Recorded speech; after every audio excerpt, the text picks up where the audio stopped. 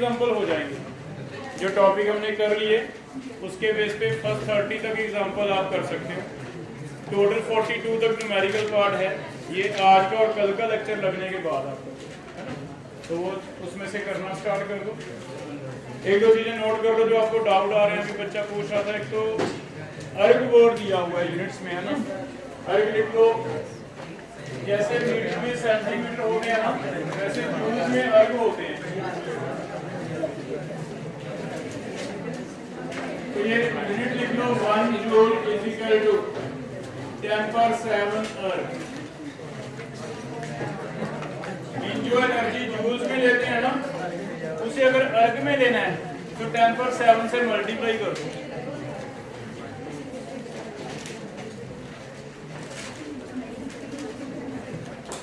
तो एक तो जगह जूल की जगह अर्ग दिया हुआ है। जैसे देखना, अगर प्लैंक्स कांस्टेंट h है, it is 6.62 into 10⁻34 joule second है।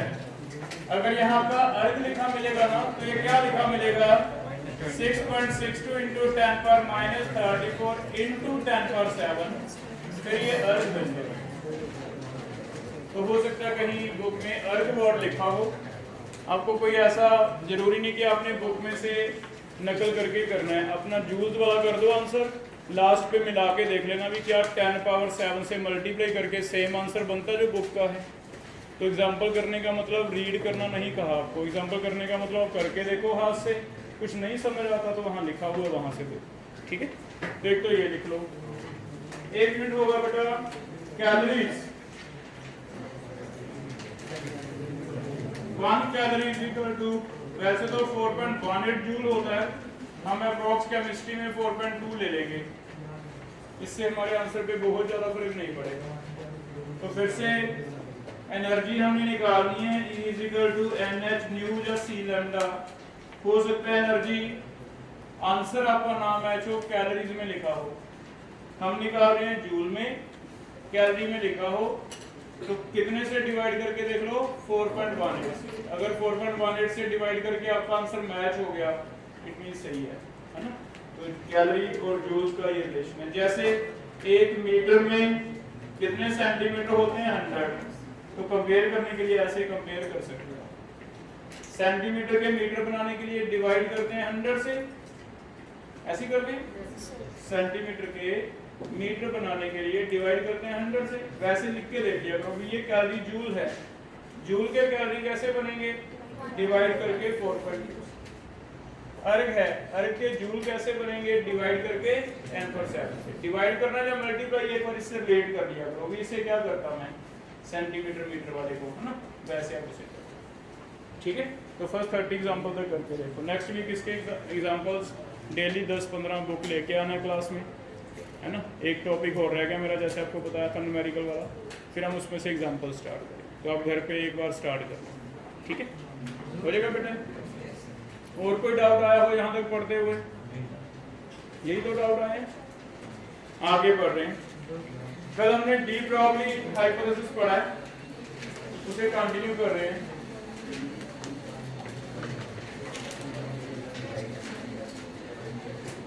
डी ब्रॉगली में क्या पढ़ा है हमने, जब भी कोई मूविंग पार्टिकल होगा वो ऐसे मूव करेगा वेव की तरह, जैसे इलेक्ट्रॉन है, इसके साथ साथ एक वेव एसोसिएटेड है।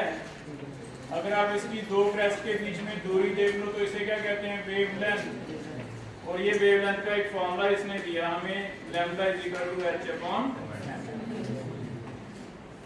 ये पार्ट आपने डेफिनेशन में लिखना है, define de Broglie hypothesis relation क्या। सेकंड, इसकी डेरिवेशन के लिए दो इक्वेशन याद रखनी थी। पहला E is equal to hc/λ, दूसरा E is equal to mc²। इससे आपका रिलेशन निकल जाता है, lambda is equal to h/mc।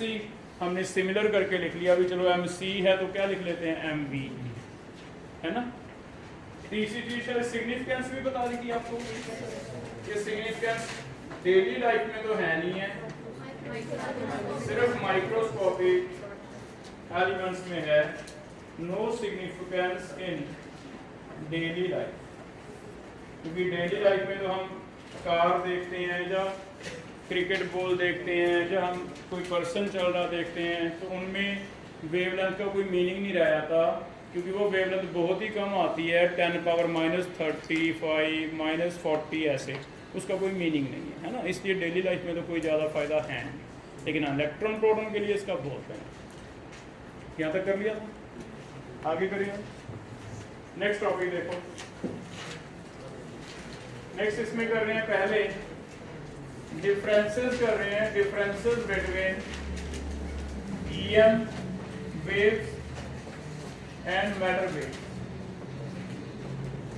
जो हमने कल इसने बताई है ना वेव्स, कैथोड रेज की बात कर रहे हैं, जो डी ब्रोगली ने बताई है, उन्हें हम एक अलग नाम दे रहे हैं, उन्हें क्या कह रहे हैं, मैटर वेव्स। तो अब हमें ये ध्यान रखना है भी EM वेव्स अलग हैं, जो EM वेव फील्ड की वेव्स थी वो अलग थी, ये नई जो हमने कल पढ़ी है डी ब्रोगली वाली ये अलग हैं, इन्हें क्या नाम दिया जा रहा है, मैटर वेव्स। तो इनको कंफ्यूजन ना हो, हमें बिल्कुल सेम ही ना मान लें, तो कुछ डिफरेंसेस भी हैं इनमें जो हम लिख लेते हैं, हाँ, जो हमें ऐसे ना लगे भी सेम ही चीज़ चल रहा है, ठीक है। मैटर वेव का एग्जाम्पल कैथोड रे को ध्यान में रखो, जो कैथोड रेज की प्रॉपर्टीज थी वो मैटर वेव की भी, ठीक है। डिफरेंसेस क्या क्या हैं EM वेव में और इसमें। पहला, ये EM में जो E एंड M वर्ड लगे हैं, इनका कोई मीनिंग समझा सकता है मुझे? What is the meaning of it? इसका मतलब एक इलेक्ट्रिक फील्ड है, एक मैग्नेटिक फील्ड, लेकिन इसमें कोई ऐसी कंडीशन नहीं है। तो सबसे पहले तो EM का मतलब ही ये है कि इसमें there is perpendicular electric field and magnetic field. ये साइन परपेंडिकुलर लगा दिया मैंने। There is no electric field और मैग्नेटिक, कोई ऐसा कंडीशन नहीं है कि उनका कोई परपेंडिकुलर इलेक्ट्रिक फील्ड होगा या परपेंडिकुलर मैग्नेटिक फील्ड होगा, नहीं ऐसा कुछ, ठीक है। तो ये डिफरेंस है। तो और कोई तुम सोच सकते हो क्या डिफरेंस हो सकता है? क्या EM वेव को मूव करने के लिए कोई मीडियम चाहिए था? लेकिन क्या कोई पार्टिकल स्पेस में मूव कर सकता है बेटा? पार्टिकल तो नहीं कर सकता। तो ये तो पार्टिकल की बात हो रही है ना, इलेक्ट्रॉन की। तो बताओ ये क्या डिफरेंस बन गया? भी लाइट तो स्पेस में से निकल आई, मींस मीडियम नहीं लगेगा, लेकिन इलेक्ट्रॉन या कैथोड रेज तो मीडियम के बिना नहीं चल सकती। इट मीन इसमें मीडियम चाहिए होगा, इसमें मीडियम नहीं चाहिए होगा ना, तो एक ही डिफरेंस बन जाता है। सेकेंड, इन्हें no medium is required for motion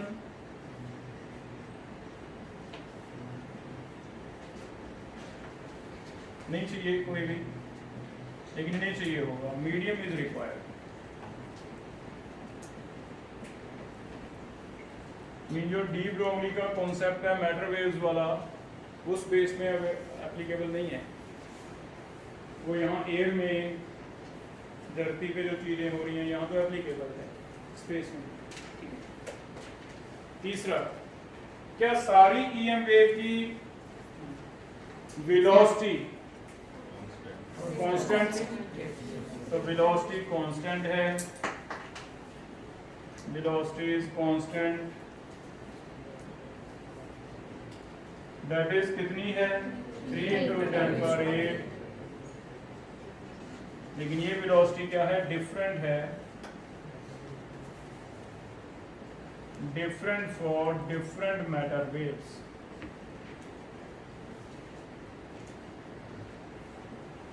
different matter waves। Electron की स्पीड तो बोहर मॉडल में 2.18 × 10⁶ मीटर/सेकंड के आसपास है, लेकिन कार की स्पीड तो इतनी कहाँ हो जाएगी, 10⁶, 100 मीटर/सेकंड हो जाएगी, 20 हो जाएगी, 30 हो जाएगी ना। तो हर एक मैटर की अलग अलग स्पीड है, तो इसकी स्पीड अलग अलग है, इसकी स्पीड क्या है, और कौन सी हैं जो बेंड नहीं होती इलेक्ट्रिक या मैग्नेटिक फील्ड में? इनका खास फीचर है do not bend in electric. EF लिख रहा हूं मैं इलेक्ट्रिक फील्ड और MF लिख रहा हूं मैग्नेटिक फील्ड, ठीक है। लेकिन ये मैं ऐसे भी नहीं कह रहा भी बेंड होएंगी, मैं लिख रहा हूं कैन बेंड, डिपेंड करता है कि वो चार्ज है या न्यूट्रल है। अगर इलेक्ट्रॉन प्रोटॉन हैं फिर तो चार्ज पार्टिकल है, फिर तो बेंड करेंगे। न्यूट्रल हो गया तो नहीं भी करेंगे, है ना। तो डिपेंड करता है, कैन बेंड। और लास्ट इनकी वेवलेंथ का फॉर्मूला फर्क है। इसमें तो वेवलेंथ निकलती है c/न्यू, पढ़ा है हमने इक्वेशन c = न्यू लैम्डा। तो इसमें तो ये इक्वेशन एप्लीकेबल होता है c = new into lambda, lambda = c/न्यू। आपको ऐसे क्वेश्चन आते थे कि फ्रीक्वेंसी है 10⁻14 हर्ट्ज, वेवलेंथ पता करो, c पता रहती थी 3 × 10⁻8 हम निकाल दें। लेकिन इसका लैम्डा हमने कल सीखा है, ये तो बिल्कुल डिफरेंट फॉर्मूला है, लैम्डा h/m। ये तो मास पे भी डिपेंड करता है, और एग्जैक्टली लाइट का तो कोई मास नहीं होता, फोटोन का कोई मास नहीं हो जाएगा। तो मैटर वेव अलग है, ईएम वेव अलग है। क्लियर है यहाँ तक। और लास्ट एक और इसका फायदा है हमें, इसका एक और एप्लीकेशन है डी ब्रॉगली का, एप्लीकेशन ऑफ डी ब्रॉगली।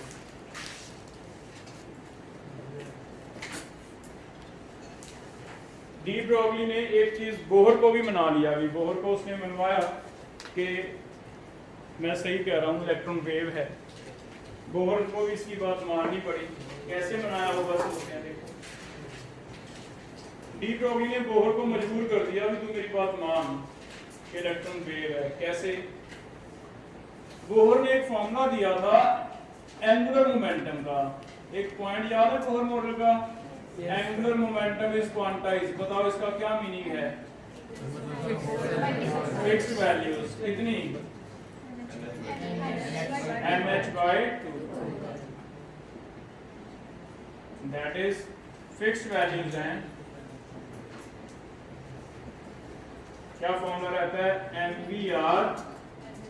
याद है, एक तो mv होता है लीनियर मोमेंटम, अगर r लग गया तो क्या बनता है? एंगुलर मोमेंटम, सर्कल वाला, है ना। तो एंगुलर मोमेंटम जो है ये किसके इक्वल होता है? It is equal to n h/2 pi, फिर n होता है नंबर ऑफ शेल।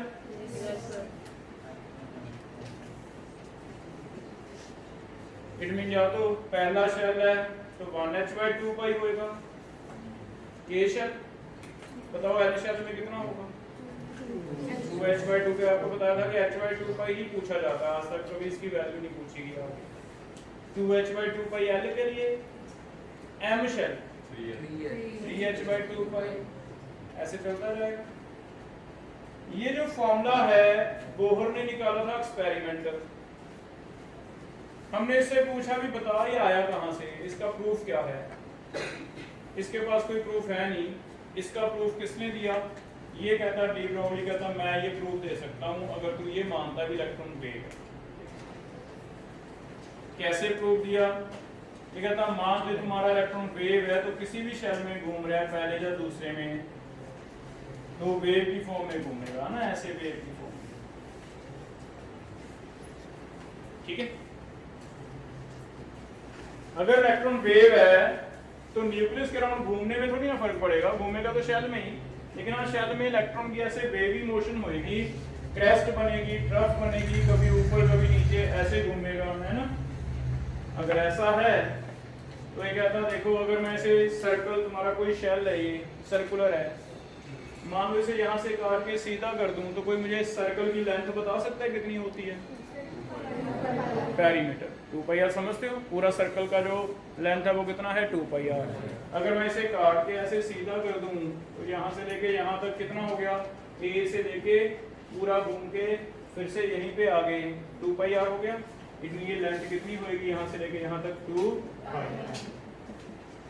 2πr होगी।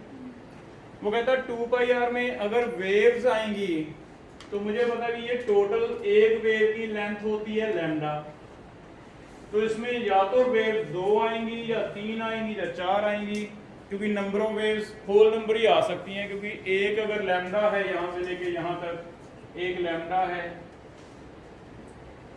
ये भी लेंथ ही है, तो पूरी लेंथ होल नंबर होएगी, या तो 2 लैम्डा होएंगी या 3 लैम्डा होएंगी या 4 लैम्डा।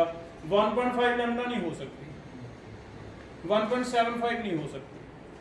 हमेशा होल नंबर हो, ठीक है। अगर ये ऐसा है हमेशा होल नंबर होएगी तो वो कहता तुम्हारे 2πr के अंदर n लैम्डा होंगे। n क्या है? होल नंबर, n लैम्डा होंगे। वो मान गया भी, चलो ठीक है मान लेते हैं। क्या कहता है देखिए आगे, n लैम्डा होते हैं। लैम्डा की वैल्यू वो कहता मेरी वर्दे जो मैंने फॉर्मूला बताया तुम्हें डी ब्रॉगली का, वो फॉर्मूला क्या है? Lambda is equal to h upon mv। देखना इसे रीअरेंज करके कुछ बन सकता है हमारा। क्या फॉर्मूला कहीं दिखने लगा? mvr nh/2π दिख रहा है? Yes sir. ये वाला 2π किससे रिप्लेस कर दिया जाए? mv से। अब बहुत भी बड़ा हैरान है कि हाँ इसने निकाल दी ये चीज। प्रैक्टिकली तो कहता मैं सही हुई हूँ, मेरा एक्सपेरिमेंट। अब जब मैंने निकाल के चेक किया कि हाँ ये तो सही है, उसने मुझे बता भी दिया तो मुझे बात माननी पड़ेगी। मुझे अच्छी लगी इसकी बात कि हाँ थ्योरेटिकली भी इसने प्रूव कर दिया है ना। इसका मतलब कहीं ना कहीं बहुत भी एक्सेप्ट करता है भी हाँ ये हो सकता है।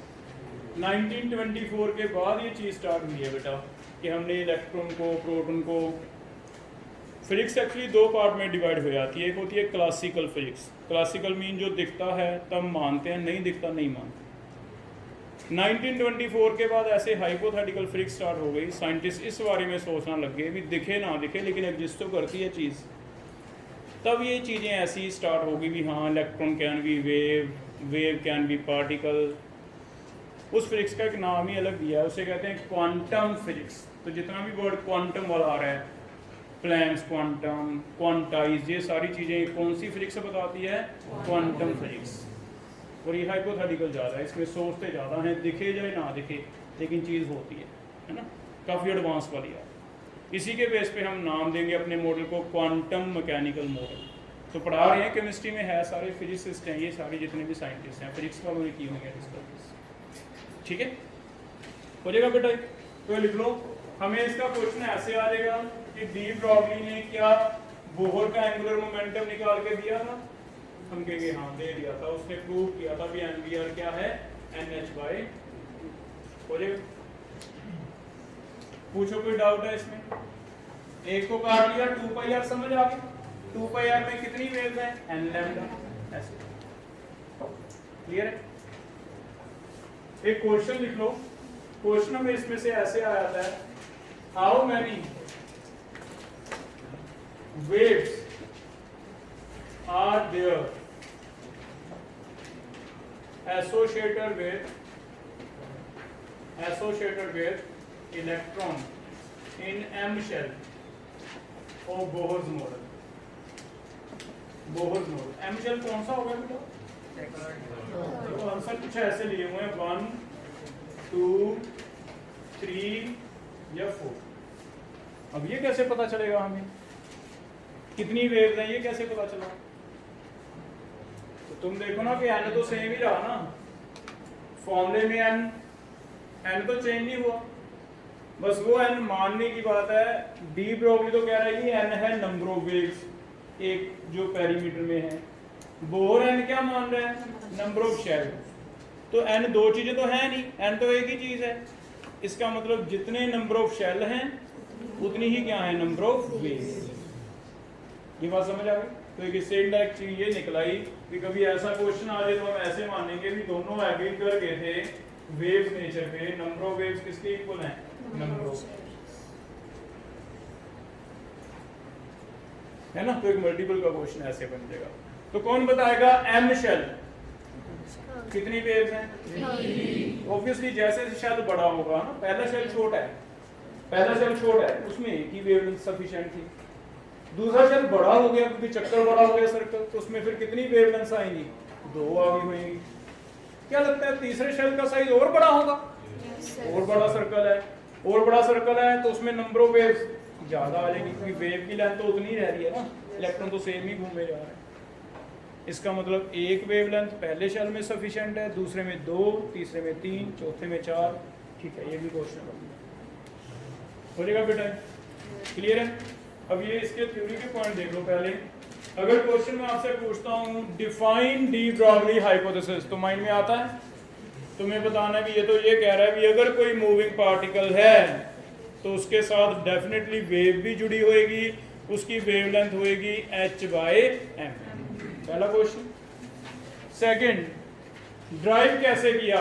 तो दो इक्वेशन है, एक तो प्लैंक की E = hc/λ, दूसरी आइंस्टीन की E = mc² इक्वल रखा, ड्राइव कर दिया। तीसरा, ये मैटर वेव और EM वेव का कॉन्सेप्ट अलग अलग है। हाँ अलग अलग है, बहुत सारे डिफरेंसेस हमने देखे। चौथा, क्या डेली लाइफ में इसका कोई फायदा है, सिग्निफिकेंस है? हम कहेंगे नहीं, सिर्फ पढ़ेंगे केमिस्ट्री फिजिक्स तो फायदा है, नहीं पढ़ेंगे तो नहीं फायदा है ना। और लास्ट, बोहर को कैसे खुश किया? बोहर का जो फॉर्मूला था उसे समझ नहीं आ रही थी कैसे आ रहा है, एक्सपेरिमेंटल तो पता चल रहा था भी mvrnh/2 होता है, थ्योरी नहीं समझ आ रही थी, तो वो इसने निकाल के दिया भी तब होगा अगर तू ये मानता है कि इलेक्ट्रॉन क्या है। हो जाएगा बेटा, क्लियर है? अब लास्ट एक न्यूमेरिकल पार्ट रह गया है ना हमारा, न्यूमेरिकल करके न्यूमेरिकल कैसे होगा। एक तो न्यूमेरिकल मैं बता देता हूँ उसमें टाइप कैसे आएंगे। न्यूमेरिकल के लिए फॉर्म है, देखो हमने तो अभी एक ही फॉर्मूला बताया तुम्हें ना, कौन सा? Lambda = h/m। लेकिन इससे जो बुक में तुम्हारे जीआरपी में क्वेश्चन है इतना बताने से नहीं होंगे, तो आज क्लास में पहले एक दो कर लेते हैं, फिर तुम पढ़ोगे एग्जाम्पल तो हो जाएंगे, नहीं तो नहीं होंगे।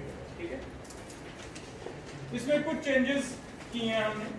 एक तो सीधा मास पता है, वेलोसिटी पता है, h तो पता रहता है, लैम्डा निकल जाएगा। एक तो ये सीधे क्वेश्चन है। इसके बिना दूसरा फॉर्मूला ये भी बना दिया इसने, h/√2mke, फिर ke क्या है? Kinetic energy. तो देख लेते हैं, इसका एक्सप्लेनेशन लिख लेते हैं। ए पार्ट आ गया। अभी ke कैसे ले आया, ये चेक करना। ke ½ mv² होता है। यहाँ पे ke mv की जगह कैसे आएगा?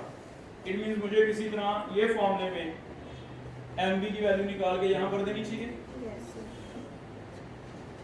mv की वैल्यू निकालने के लिए क्या मैं ऐसे कर सकता हूँ कि 2ke = mv², और फिर इसे m से दोनों तरफ मल्टीप्लाई कर दूं तो कोई नुकसान तो नहीं है। मैथ्स कहता कर सकते हैं दोनों तरफ, तो इधर भी m है इधर भी m है। अब बताओ ये फॉर्मूला आ रहा है नहीं तुम्हारी समझ? सुगम कैसे आएगा ये क्या बन गया बेटा? होल स्क्वायर बन गया, इसमें m का भी स्क्वायर बन गया, उधर रूट कर देंगे ना। तो इसे मैं ऐसे लिख लूं, mv का होल स्क्वायर = क्या बन जाता है? 2mke। m आगे पीछे लिखने तो कोई फर्क नहीं पड़ रहा ना, रूट कर देंगे स्क्वायर का तो mv की वैल्यू आ जाएगी। mv क्या है? √2। तो फिर बेटर हम फॉर्मूला याद कर लें, क्योंकि एक क्वेश्चन तो देगा, एक क्वेश्चन तो ऐसा है बुक में भी, इलेक्ट्रॉन मूव कर रहा है 10⁻⁶ वेलोसिटी से, तो इलेक्ट्रॉन का मास तुम्हें पता है, वेलोसिटी पता है, लैम्डा निकल गया। लेकिन दूसरा क्वेश्चन ऐसा भी है कि इलेक्ट्रॉन मूव कर रहा है, वेलोसिटी से नहीं दिया, एनर्जी दे दी, इसकी काइनेटिक एनर्जी 100 जूल्स है। तो काइनेटिक एनर्जी वाला फिर बेटर हम फॉर्मूला याद कर लें एक अलग से, फिर ये भर देंगे, तो जैसा कहेगा वैसा हो जाएगा बेटा। तीसरा फॉर्मूला हमने तैयार किया है, h/√2m चार्ज इनटू पोटेंशियल। कहीं हमने काइनेटिक एनर्जी का कोई रिलेशन कहीं आपको याद आ रहा हो, चार्ज इनटू वोल्टेज पढ़ा है? फोटो इलेक्ट्रिक इफेक्ट में एक चीज बताई थी, स्टॉपिंग पोटेंशियल पढ़ा था। स्टॉपिंग पोटेंशियल की जगह यहाँ एक नेम चेंज कर देगा। पहले तो फॉर्मूला याद आ रहा है बेटा, ये फिक्स का फॉर्मूला आपको बताया था भी, एनर्जी ये भी होता है चार्ज इनटू पोटेंशियल। ये जो पोटेंशियल है V, यहाँ पे बस नाम चेंज करेगा, एक्सेलरेटिंग वर्ड यूज करेगा, एक्सेलरेटिंग पोटेंशियल। कई बार हम इसे प्रूव करने के लिए खुद एक्सेलरेट करते हैं इलेक्ट्रॉन को। इलेक्ट्रॉन को एक्सेलरेट कैसे किया जाता है? कोई इंस्ट्रूमेंट है जिसमें वोल्टेज बढ़ाई जाती है, पोटेंशियल डिफरेंस क्रिएट होगा तो इस पे नेगेटिव है, नेगेटिव किस तरफ भागेगा? पॉजिटिव। अब सोचो ये प्लेट पे मैं पॉजिटिव पोटेंशियल लगा रहा हूँ, मेरा इलेक्ट्रॉन है ये मार्कर, नेगेटिव को खींचेगा तो ये भागने लग जाएगा। जितना मैं इस प्लेट पे पॉजिटिव बढ़ाऊंगा, पोटेंशियल बढ़ाऊंगा, तो बताओ इसकी स्पीड पे क्या असर होगा? बढ़ेगी। इट मीन इसकी वेलोसिटी बढ़ती जाएगी, एनर्जी क्या होती जाएगी ज़्यादा। तो जितना जितना पोटेंशियल बढ़ाते हैं उतनी एनर्जी क्या होती है ज़्यादा। बस यहाँ क्योंकि मैंने भगाने के लिए यूज़ किया इलेक्ट्रॉन को पोटेंशियल, स्पीड बढ़ाना मीन्स एक्सेलरेट करना, तो इसे फिर स्टॉपिंग नहीं कह रहे, इसे क्या कह रहे हैं, एक्सेलरेटिंग पोटेंशियल। तो एक ट्विस्ट करके क्वेश्चन आ जाए भी, इलेक्ट्रॉन को इतना एक्सेलरेटिंग वोल्टेज दे दी 100 वोल्ट, तब बताओ, तो फिर मैं कोई बात नहीं 100 कर दूंगा। चार्ज पता है किसी को इलेक्ट्रॉन पे कितना रहता है, यहाँ नेगेटिव साइन ना भरना क्योंकि सिर्फ मैग्नीट्यूड लेंगे 1.6 × 10⁻, क्योंकि लैम्डा नेगेटिव तो हो नहीं ना सकते, तो फिर सिर्फ मैग्नीट्यूड लेंगे 1.6 × 10⁻⁹ है ना। तो तीसरा फॉर्मूला ये बन जाएगा, हो जाएगा। चौथा एक और लास्ट ये वाला हमने बना दिया, 2πr क्या है, n लैम्डा। क्या 2πr n लैम्डा से लैम्डा निकल जाएगा, देखना यहाँ से। हाँ तो एक ये भी लिख लो 2πr/n, क्योंकि हो सकता है एक क्वेश्चन खासकर जेई में बुक में ना मिले आपको, ये प्रीवियस ईयर में मिल जाए भी, ऐसा कह दे भी इलेक्ट्रॉन थर्ड ऑर्बिट में घूम रहा है हाइड्रोजन के, तो बताओ वेवलेंथ कितनी है, और कुछ नहीं बताया। तो हमें पता भी थर्ड ऑर्बिट में घूम रहा है, तो फिर ये वाला रेडियस निकल जाएगा थर्ड का 0.5 × 22 ये निकल जाएगा। शेल कौन सा थर्ड, तो ये भर के भी क्या आ सकता है, हो जाएगा। ये कुछ एक फॉर्मूले हैं जो हमने याद कर लोगे बेटा। अब इसका एक एक न्यूमेरिकल करके देखते हैं हम। पहले तो लिस्ट एक तैयार कर ली हमने, क्या क्या हमारे काम की है। अब देखो पहला न्यूमेरिकल कर रहे हैं, तो मुझे अभी सिर्फ वैल्यूज बताओगे भरनी कैसे है ना। सॉल्यूशन हम कैलकुलेटर से भी कर सकते हैं, कोई इशू नहीं। देखो पहला, इनमें से देखना कौन सा फॉर्मूला लगेगा। अगर मैं कहता हूं calculate lambda of electron moving with 1% speed of light, कितनी स्पीड, 1% स्पीड ऑफ लाइट। कोई हैंड रेज करके बताओ इनमें से पहला,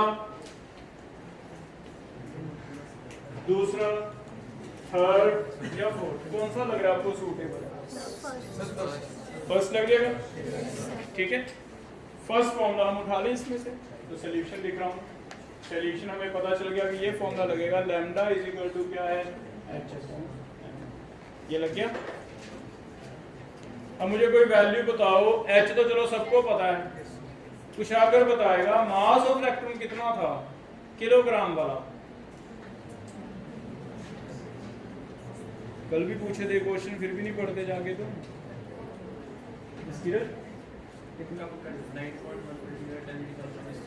वेरी गुड। 31 मास होता बेटा इलेक्ट्रॉन का 9.1 × 10⁻31 किलोग्राम होता है, याद रखो।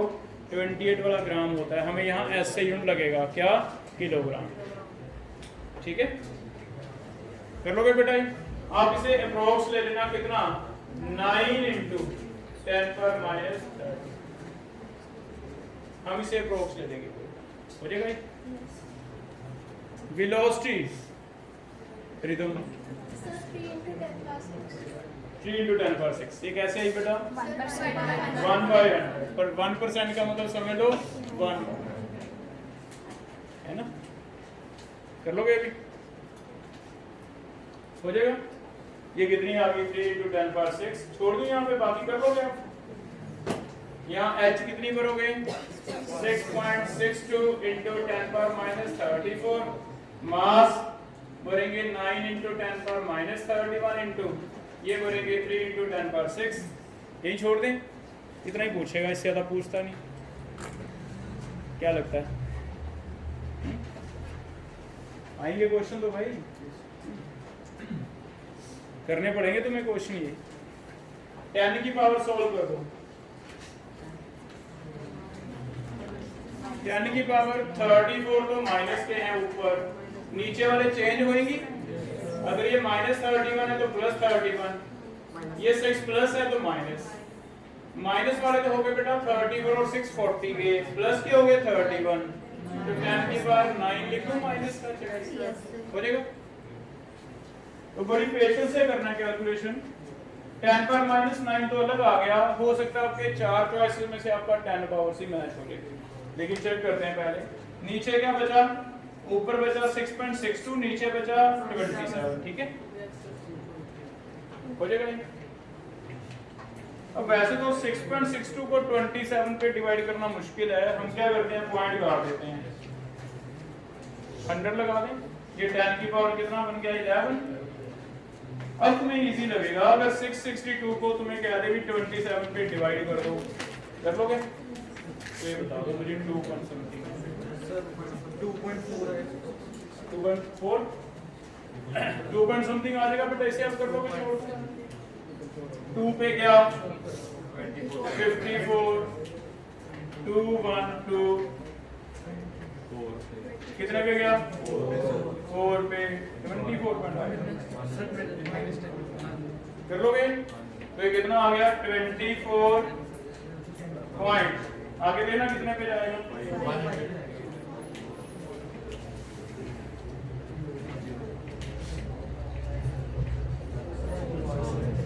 ऐसे आ गया बेटा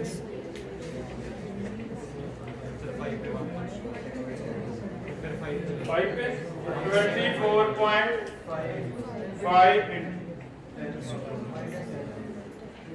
लैम्डा हो जाएगा।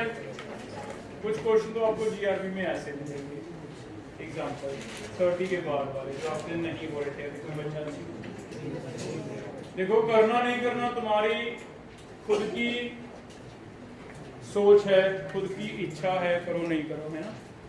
मुझे एक ड्यूटी मिली है कि मुझे वो पढ़ाना है जो पूछा जाए, तो मैं अपनी ड्यूटी कर रहा हूँ, तुम अपनी कर देना, कोई बात नहीं, है ना। मुझे तो सारा ही पढ़ाना है, मुझे तो जेई सोच के ही पढ़ाना है। अभी तुम जेई भी दे रहे हो, तुम नीट भी दे रहे हो, है ना। मुझे ये नहीं पढ़ाना कि तुम +1 2 करने आए हो, नहीं। तो वो तुम्हारी इच्छा है, तुम करना नहीं करना एक बार क्लास में लिख लिया करो, घर पे जाके करो नहीं करो तुम्हारे ऊपर है, कोई ऐसी जरूरी कंपल्शन नहीं है किसी को, है ना। हाँ पर मैं तुम्हें बता देता हूँ कि ये क्वेश्चन आए हुए हैं, आएंगे तुम्हें, ठीक है कर लोगे। सेकंड टाइप कर रहे हैं, second question, calculate lambda of carbon dioxide moving with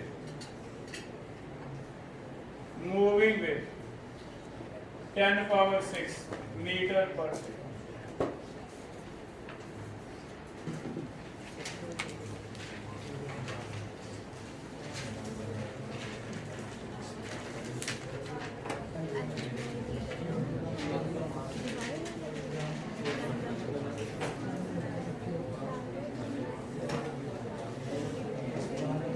मास और कार्बन डाइऑक्साइड कैसे निकालेंगे, कौन बताएगा? मास ऑफ कार्बन डाइऑक्साइड कितना होता है 44, लेकिन AMU लेना पड़ेगा क्योंकि एक CO2 का लेंगे। अब आपको पता चल गया कि ग्राम तो मोल का होता था ना, मोल कितने एटम थे 6.02 × 10⁻², लेकिन AMU तो रखना नहीं होता। फिर कहाँ आपको पढ़ाया मैंने कि AMU ग्राम में कन्वर्ट कर दो, क्या होता है 1 AMU = 1.67 × 10⁻⁻27। कहाँ सीखा था ये E/M रेशियो में, याद है? ये काम आएंगे कोई बात, E/M रेशियो में सीखा, ठीक हो जाएगा। तो बस दूसरा मॉलिक्यूल्स वाला है, मॉलिक्यूल में तुम्हें कोई मॉलिक्यूल दे देगा, तुम्हें सीधा AMU लिख के उसे बता देना कि मैं इससे मल्टीप्लाई करके इसे किलोग्राम में कन्वर्ट कर रहा हूँ। तो मास ऑफ कार्बन डाइऑक्साइड कितना हो गया 44 × 1.67 × 10⁻⁻⁻, हो जाएगा। अब तुम लैम्डा निकाल दो, लैम्डा =H/mv। दो तरह के क्वेश्चन हैं, इससे तुम्हारे बुक में से सारे क्वेश्चन होने लगे, क्योंकि बाकियों में तो कभी काइनेटिक एनर्जी दे देगा, कभी वोल्टेज। दो चीज़ें पूछने वाली थी, वो ये थी भी 3 fundamental particle electron, proton, neutron, उनके मास तुम्हें याद करवाए हुए हैं, तो हो सकता है वो ना दे। दूसरा कभी मॉलिक्यूल्स आ रहे हैं, तो मॉलिक्यूल का वेट तो तुम्हें निकालना आता ना, भी कार्बन + 2 ऑक्सीजन, ये तो करना आता होगा। 12 प्लस 2 इंटू 16 44, लेकिन वो ग्राम नहीं ले लेना बेटा, वो क्या लेना है AM और उसे कन्वर्ट करके फिर लेना है। बस दो चीज़ें हैं, बाकी सारे न्यूमेरिकल कैलकुलेशन है। ठीक है, टाइप करते हैं lambda is equal to 6.62 into 10⁻34 divide mass है 9 ले लूं मैं, नहीं मास कितना है 44 इंटू 1.67 इंटू 10⁻27 इंटू वेलोसिटी कितनी है 10⁻6।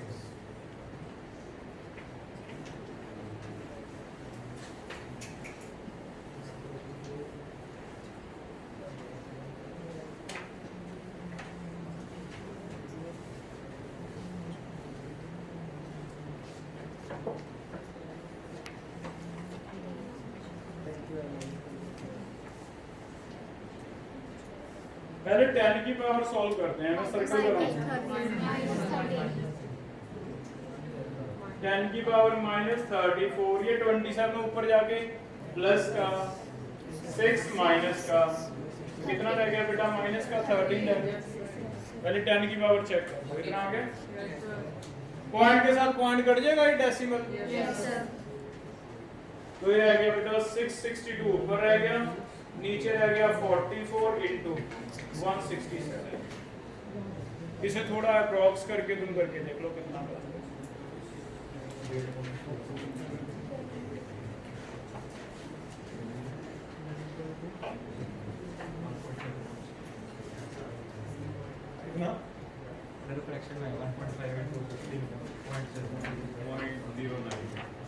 यहाँ छोड़ दे एक बार, मुझे कर लोगे सही जो बताना बेटा, पॉइंट 93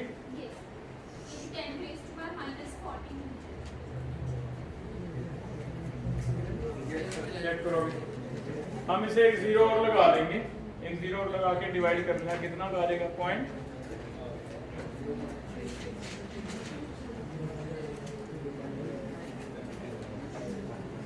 कर लोगे ऐसे।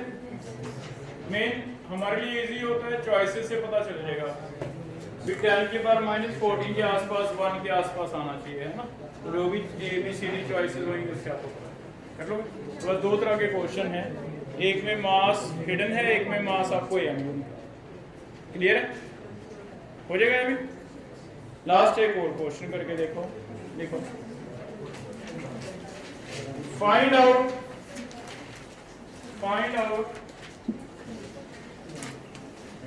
wavelength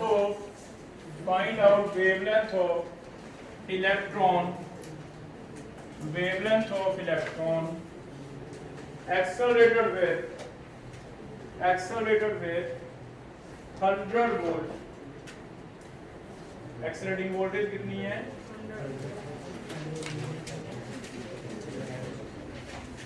आपको सिर्फ अभी फिलहाल मुझे वैल्यूज करके बतानी है भी सर ये ऐसे ऐसे भरनी है, कैलकुलेशन करेंगे।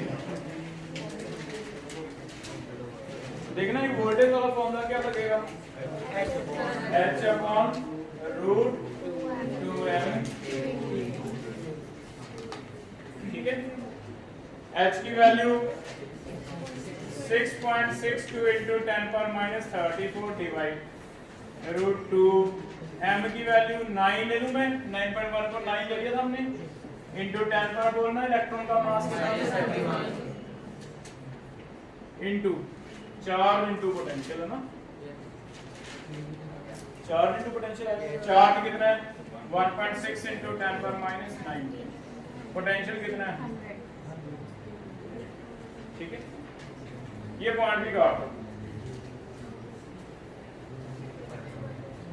पहले रूट अलग से सॉल्व कर रहे हैं, रूट के अंदर 10 की पावर देख लो कितनी कितनी हो गई, ये 31 और ये 19 कितनी होगी बेटा 50,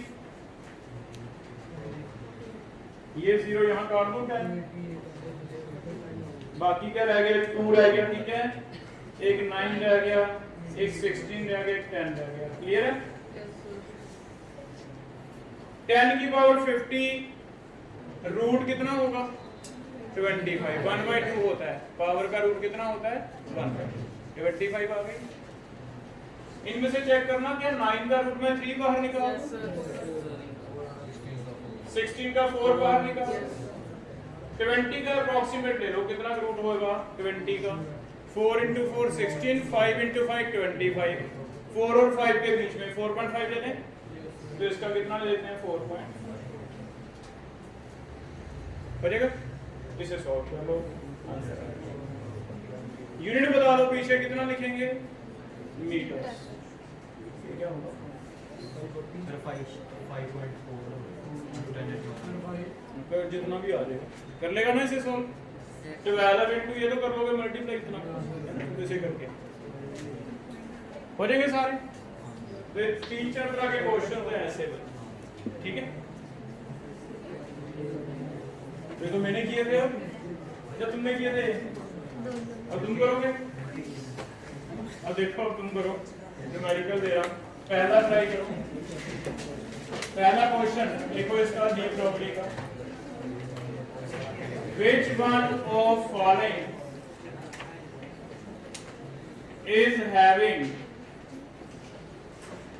maximum lambda if moving with same speed? Answers हैं CO2, ammonia, ethane, hydrogen. Second question, what is, बोलो नहीं बोलो लिख लो बस, ratio of lambda of CO2, lambda of methane and sulphur dioxide moving with same speed. Answer है 2:1, 1:2, 1:1। एक दो question ऐसे भी आएंगे कंसेप्ट।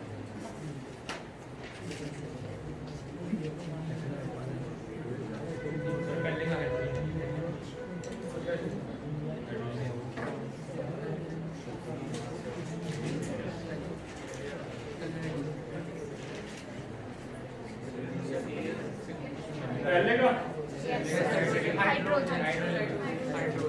हाइड्रोजन, पहले का चेक करोगे, कौन बताएगा क्यों?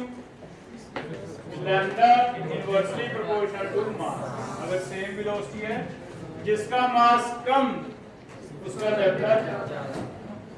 वैसे भी क्वेश्चन बन जाएंगे इसमें, इजी वाले हो जाएगा।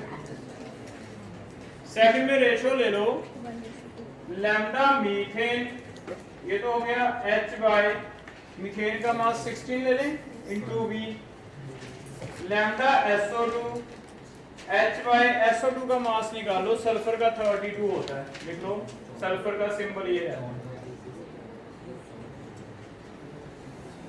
क्या CH4 का 16 समझ आ गया? बताओ कैसे हुआ? कार्बन का 12, 4H का 4, 16 आ गया। SO2 में सल्फर का 32, 2 ऑक्सीजन का 32, तो टोटल कितना हो गया बेटा 64। तो यहाँ 64 में हो जाएगा, चेक करो, क्योंकि रेशियो लेनी है तो किसका बताऊं, SO2 का। कोई बात नहीं, नानी करो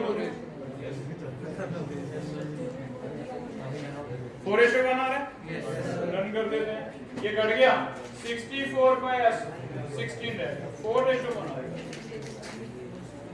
हो जाएगा। तो ऐसे कॉन्सेप्चुअल क्वेश्चन भी आ सकते हैं, किसका ज्यादा कर लोगे, हो जाएगा।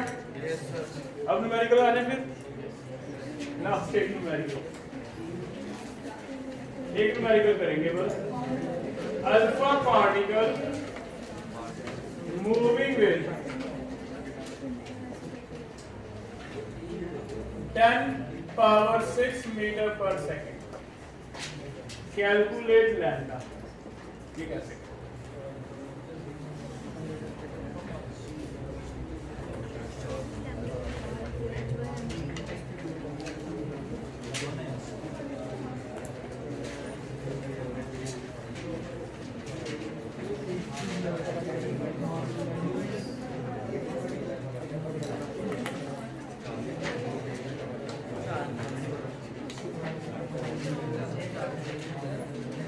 बताएगा अल्फा पार्टिकल का मास कैसे लोगे? हीलियम का 4। तो अल्फा पार्टिकल हमने पढ़े हैं कि हीलियम 2 पॉजिटिव को ही कहते हैं अल्फा, और हीलियम का वेट तो हमें पता है 4 AMU होता है। AMU मैंने आपको बता दिया कि कैसे कन्वर्ट होगा, 1.67 into 10⁻27। तुम क्या करो, दो चीजें तुम्हारे लिए मैं सिंपल कर रहा हूँ। 1.6 ले लो, अप्रॉक्स कर लो बेटा इसे। एक H की वैल्यू भी तुम्हें सिंपल करके दे रहा हूँ, ये दी हुई है मान लो।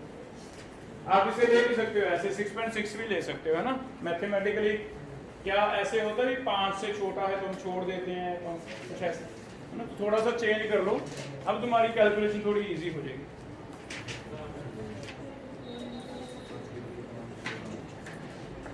H इतना भरो ताकि हमारा सबका एक ही आंसर आए। मास ये भरो, वेलोसिटी भरो 10⁻6। सभी इसी को सॉल्व करो बेटा, 1.67 ना करो। 1.03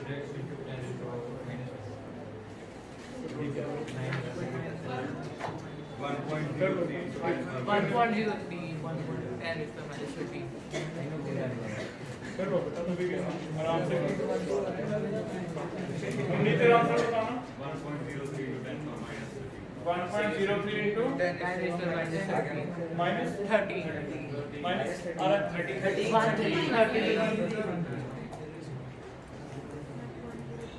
मीटर सा।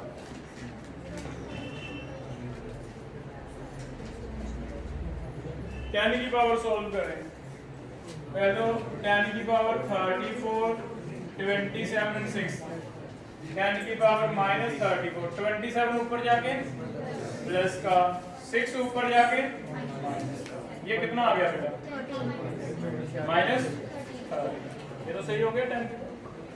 ये वाला पॉइंट अगर काट दें कट जाएगा। अब ऊपर रह गया 66, नीचे रह गया 64, 66 और 64 1.03 33 32 1.03 हो जाएगा। कर लो फिर, टॉपिक हो जाएगा क्लियर। एक लास्ट क्वेश्चन और बस एक लास्ट।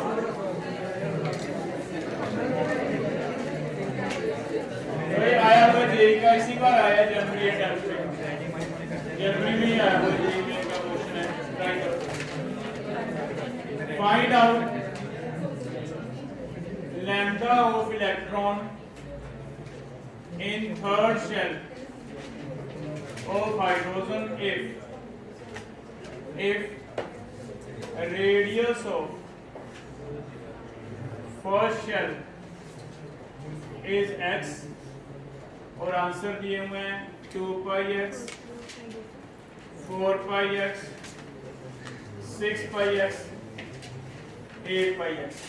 मीन सिंपल है क्वेश्चन, थोड़ा सा लॉजिक से करोगे तो आ जाएगा। हिंट में दे देता हूँ, एक बोहर मॉडल हमने पढ़ा था भी, रेडियस पहले ऑर्बिट का पता है, तीसरे का निकालना, वो रेशो लेके कुछ निकालते थे। तो आपको यहाँ रेडियस पहले तीसरे शेल का चाहिए in terms of x Bohr model से।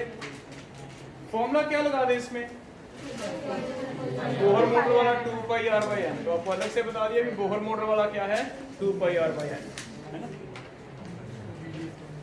n तो 3 आ गया, लेकिन रेडियस तुम्हें x नहीं भरना, रेडियस तुम्हें थर्ड शेल का भरना है। ये तो फर्स्ट का x है, तो तुम ऐसे ट्राई करोगे, रेडियस अगर फर्स्ट का x है तो थर्ड का कितना।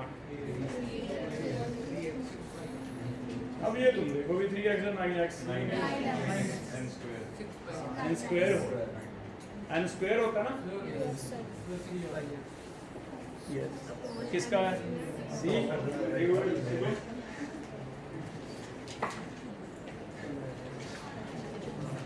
दिल से आवाज आई है ना, निकालना कॉपी में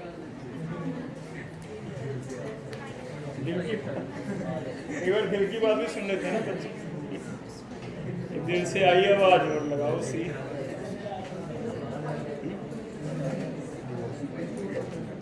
या फिर वो होता था अक्कड़ बक्कड़ बम्बे, ये आ गया बी, ऐसे ही तो करके आते हैं। बताओ भी पहले रेडियस थर्ड का मैं ऐसे लिखूंगा 0.529 into n square, 9 divide z कितना है 1 है। रेडियस फर्स्ट का 0.5 to 9 into n square 1/1 है ना, इसकी रेशियो लेते थे याद है ऐसे। तो रेडियस थर्ड का 9 टाइम है रेडियस फर्स्ट के, कितना हो गया 9x, हो गया 9x। यहां भर देते हैं 9x, 2 pi into 9x divide 50। सूत्र सही है, ठीक है, हो जाएगा फिर। टॉपिक इजी है। अच्छा एक क्या थोड़ी सी प्रॉब्लम कहाँ पे आ रही है ना, जैसे मैं बच्चों से बात कर रहा हूँ, ये बेटा मुझे भी कंफ्यूजन है देखो, क्योंकि हम साइंटिस्ट पे तो लेवल पे तो है नहीं है।